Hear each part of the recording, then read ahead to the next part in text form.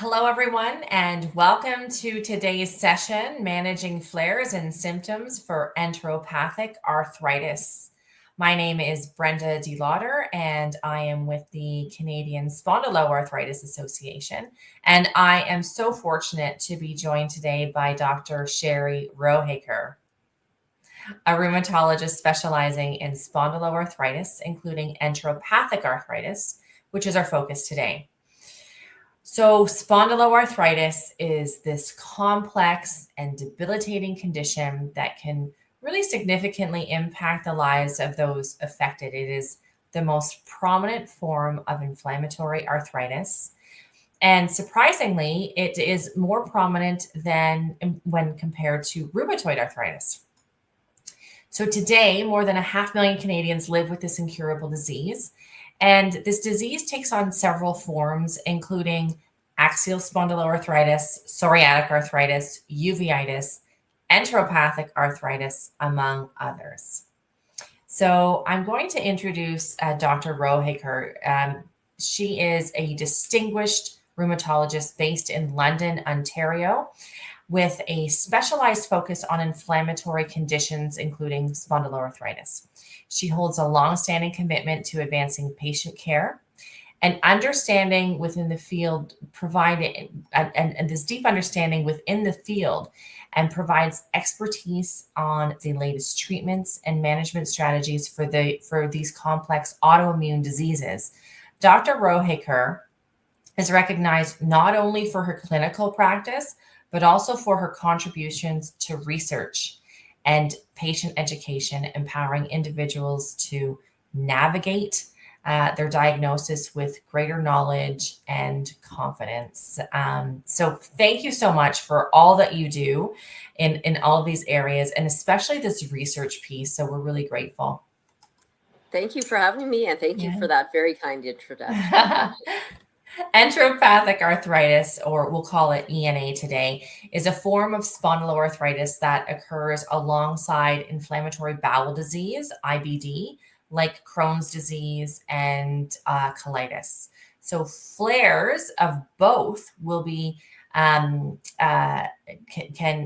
often occur together. So Dr. Rohekar will be sharing insights on how to recognize early signs of flares, effective management strategies, and preventative practices to help improve quality of life.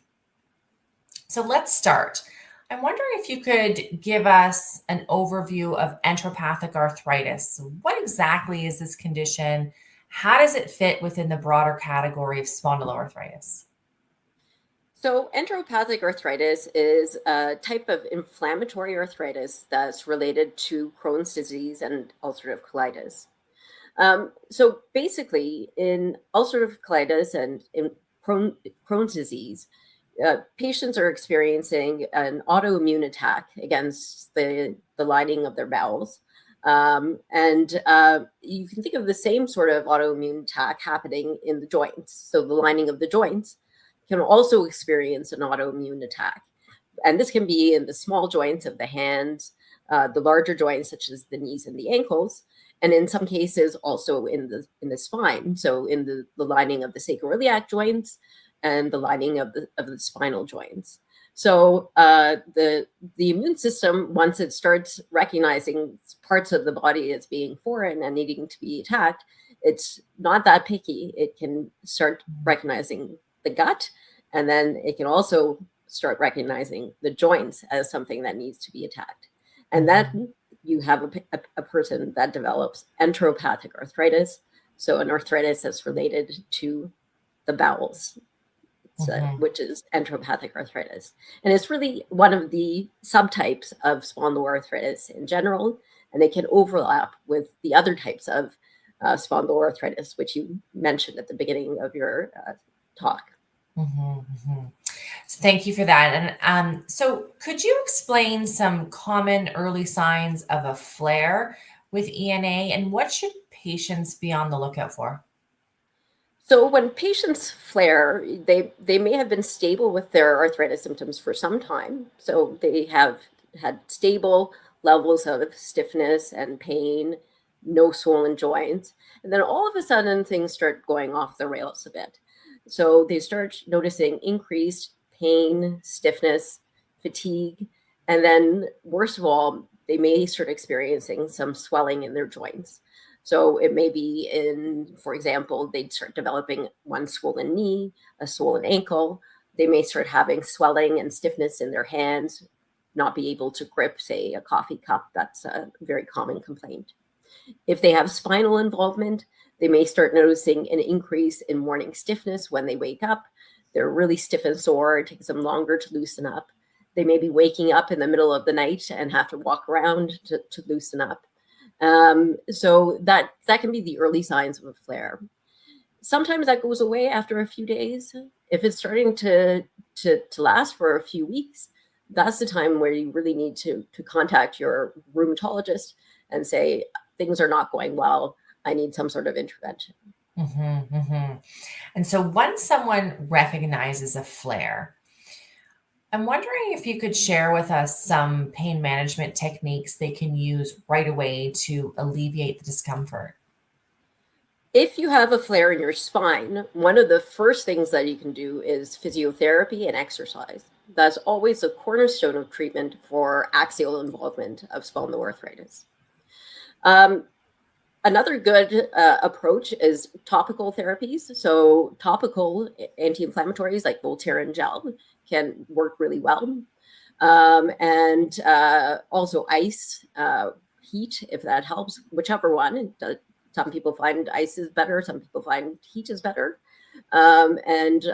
Also sometimes compression can help as well. Anti-inflammatories, so drugs like NSAIDs, non-steroidal anti-inflammatories, things like Advil, Motrin, naproxen, Aleve, which is naproxen, they can be very useful, but have to be used with caution in patients who have Crohn's disease and ulcerative colitis, as they can cause flares of the ulcerative colitis and Crohn's disease. So you can use them, but only if your Crohn's disease and ulcerative colitis is under very good control, because you don't want to trigger a flare of your inflammatory bowel disease. Mm-hmm. If it's one or two joints, say a swollen knee or a swollen ankle, that are really bothering you, call your friendly neighborhood rheumatologist and see if you can get a local corticosteroid injection. Of course, I'm on the dull side of the needle, so it's easy for me to recommend that. But if you don't mind getting injections, they can be very effective at really turning off that flare quite effectively and very quickly. Mm-hmm. So physical activity, let's talk about physical activity for a moment. So it can often be recommended for managing ENA, but is it safe to do so during a flare? And what type of movement should people consider? So it can be safe to do during a flare, but you have to listen to your body. And often people's brains want to do more physical activity than their bodies want to do. So if you're starting to hurt and you're starting to overdo things, you've probably gone too far and you have to step it back a little. So the best thing to do is to see a physiotherapist, probably a physiotherapist that knows something about spondyloarthritis and can teach you some active physiotherapy to do during a flare. So that can be done through the Arthritis Society. Many of our hospitals, so for example, in London, we have physiotherapists who are trained in treating patients with spondyloarthritis. Or there's also good resources that you can get online. I know the CSA has some examples of physiotherapy exercises in their online resources. They also have little booklets that I hand out to my patients when they first get their diagnoses of spondyloarthritis. So you can look those up online and try those sort of gentle physiotherapy exercises.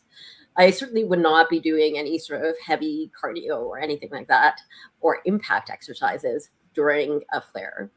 Sometimes aquatic exercises can be helpful. You get the buoyancy of the water, taking the force of gravity off those joints, but you still get a little bit of the resistance of the water that helps with the core strength. So if you can get into a pool, especially a warm pool, that can be quite useful for patients. Yeah, great points. So ENA is often related to inflammatory bowel disease, as you mentioned. How does diet factor into managing flares? So diet is quite controversial. There's not great studies on diet because it's really hard to control for. We often sort of recommend to our patients that they try a more Mediterranean style diet, so high in omega-3 fatty acids, more leafy greens. That's sort of based on data that patients who sort of live in the Mediterranean area or from, for example, Japan and have a high fish content in their diet tend to have less severe inflammatory arthritis than a more Western style diet. And there's some evidence that omega-3 fatty acids can have metabolized into sort of anti-inflammatory components, although you have to have a lot of omega-3 fatty acids for that to happen. But really just having a good generalized balanced diet is the key. Many of my patients will try elimination diets where they try taking things out of their diet and see if that improves their symptoms. If you're going to do that, I would just say, don't do anything too drastic. Don't eliminate everything, and certainly don't eliminate everything all at once. If you want to do an elimination diet, eliminate one thing at a time so you can control for the rest and know what helps and what doesn't. If your diet still remains giving you good nutrition and you feel better, I'm totally okay with that. But certainly there's some starvation diets, etc., that are out there on the internet, and just beware of doing any of those sort of things. Yeah, reliable information, as you mentioned earlier, is really important. Yeah. Could you talk a little bit about how medication like NSAIDs, DMARDs, biologics fit into flare management? So if it's a short flare, we usually don't adjust those medications. With the exception of the NSAIDs, as I said, we will sometimes add in a short course of anti-inflammatories. For example, something like Celebrex, which is relatively safer on the gut, and it can maybe have less flares of inflammatory bowel disease. If we get the blessing of the gastroenterologist, if the Crohn's and ulcerative colitis has been okay and stable for some time, we might add in an anti-inflammatory for management of a flare. However, if a flare is prolonged and it's going on for several weeks, then we really might be looking at not a flare, but a loss of control of the disease itself. So the arthritis is actually starting to not be well controlled, in which case we might add in or adjust, updose the medications, the disease modifying medications such as the DMARDs or the biologics. So let's shift to triggers, and triggers can for flares can vary. What are some common triggers, and how can patients identify what might set off a flare for them personally?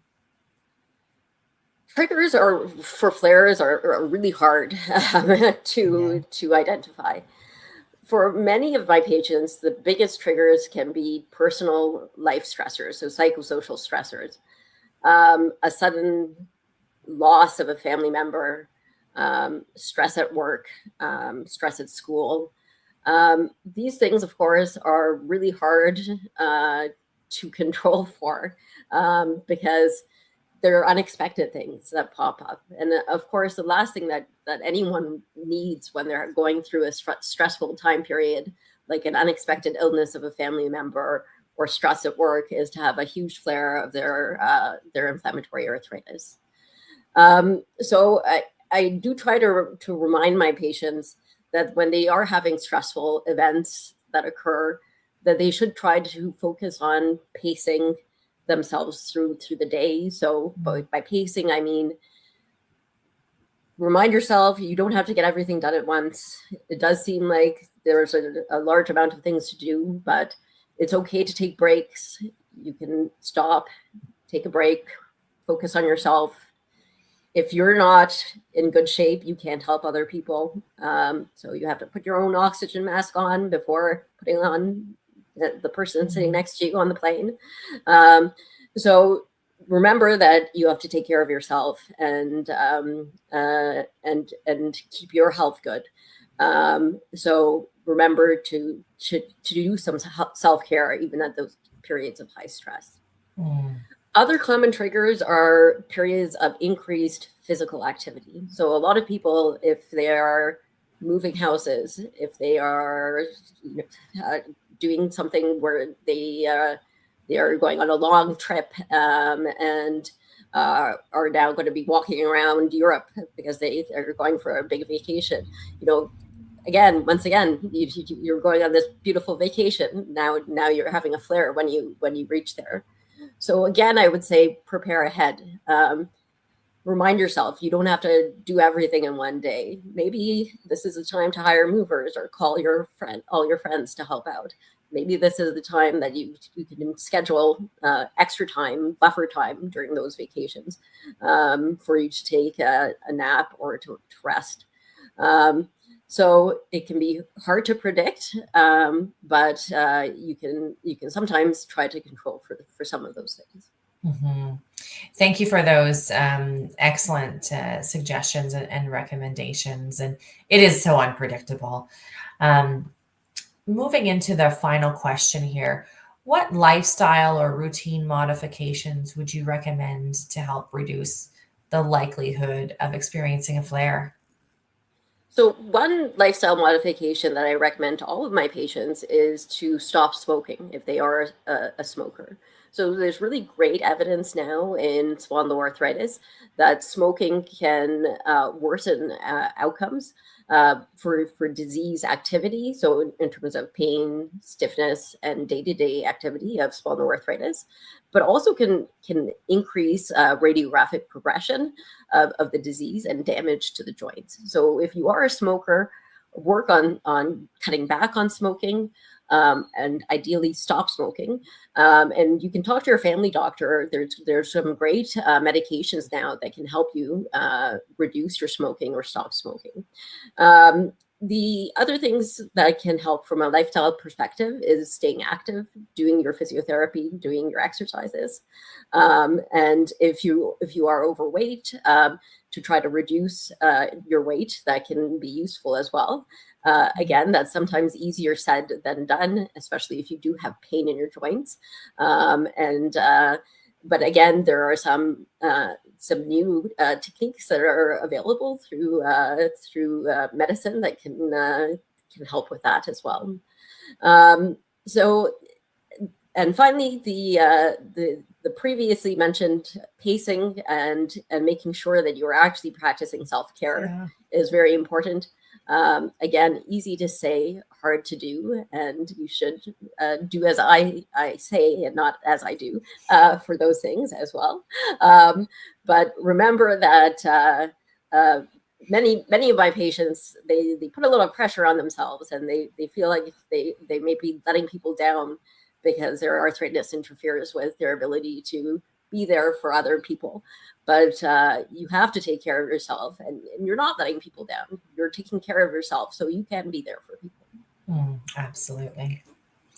Thank you so much, Dr. Rohekar, for these insights, for the tips, for the shared knowledge on managing flares and symptoms for enteropathic arthritis. This information is so valuable, and I'm sure everyone listening has taken away something that will really help them to feel more in control of their journey with ENA. So thank you so much for being here. And thank you to everyone who joined us. Thank you for your time. We do hope this session has given you new tools and greater knowledge so that you can navigate with greater confidence. For more resources and information, please visit our website, and please take care of yourselves. And until next time.